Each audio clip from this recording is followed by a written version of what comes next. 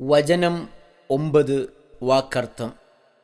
വജാഅ ഫിർഔനു, ഫിർഔനും വന്നു, വമൻ ഖബ്ലഹു, അവൻ്റെ മുമ്പുള്ളവരും, വൽ മുഅ്തഫികാതു, അടിമേലെ അഥവാ തലകീഴായി മറിഞ്ഞവയും, ബിൽ ഖാതിഅ, പിഴച്ച പ്രവൃത്തി കൊണ്ട്. وجاء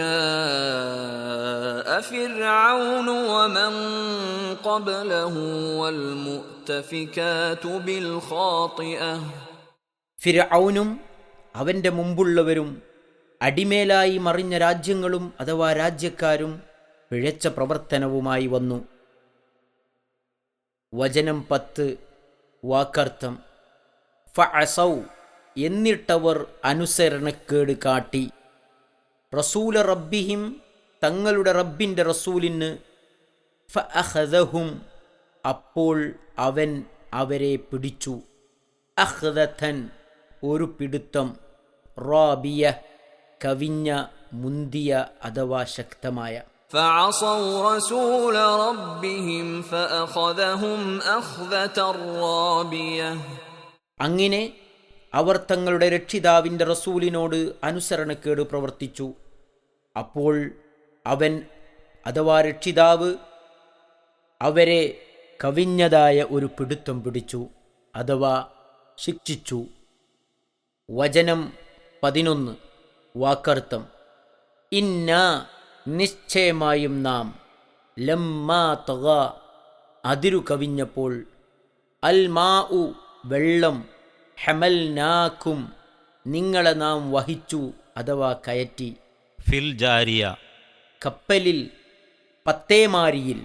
ഇന്നാ ലമ്മാ തഗൽ മാഉ ഹമൽനാകും ഫിൽ ജാരിയ. നിശ്ചയമായും വെള്ളം അതിരു കവിഞ്ഞ അവസരത്തിൽ നിങ്ങളെ നാം കപ്പലിൽ കയറ്റി രക്ഷിച്ചു. വചനം 12 വാക്കർത്ഥം. ലിനജ്അലഹാ ലക്കും, അവയെ നിങ്ങൾക്ക് നാം ആക്കാൻ വേണ്ടി, തദ്കിറത്തൻ, ഒരു സ്മരണ, ഉപദേശം, വതഅയിഹ, അവയെ പഠിക്കുവാനും അഥവാ ഗ്രഹിക്കുവാനും, ഉദ്നുൻ, കാതുകൾ, ചെവികൾ, വാഇയ, പഠിക്കുന്ന. ലിനജഅലഹാ ലക്കും തദ്കിറതൻ വതഅയിഹ ഉദ്നു വാഇയ. നിങ്ങൾക്ക് അവയെ ഒരു സ്മരണയാക്കുവാനും പഠിച്ചു ഗ്രഹിക്കുന്ന കാതുകൾക്കവ പഠിച്ചു ഗ്രഹിക്കാനും വേണ്ടിയത്രേ അതെല്ലാം. 9 മുതൽ 12 വരെയുള്ള വചനങ്ങളുടെ വിശദീകരണം.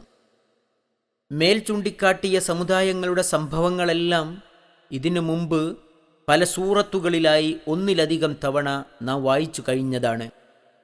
ഇവിടെ അതെല്ലാം ചൂണ്ടിക്കാട്ടുക മാത്രമാണ് അള്ളാഹു ചെയ്യുന്നത്.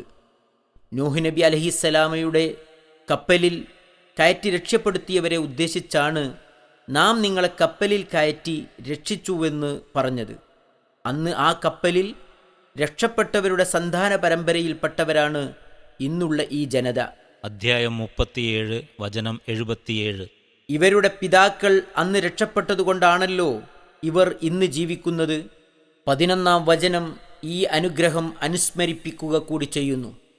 ഖിയാമത്തു നാളിനെയും അതിൽ സംഭവിക്കാനിരിക്കുന്ന കാര്യങ്ങളെയും നിഷേധിച്ച മേൽ ചൂണ്ടിക്കാട്ടിയ സമുദായങ്ങളുടെ ചരിത്രങ്ങൾ ഇവിടെ എടുത്തുകാട്ടുന്നതിൻ്റെ ആവശ്യം എന്താണെന്ന് 12 വചനത്തിൽ വ്യക്തമാക്കുന്നു.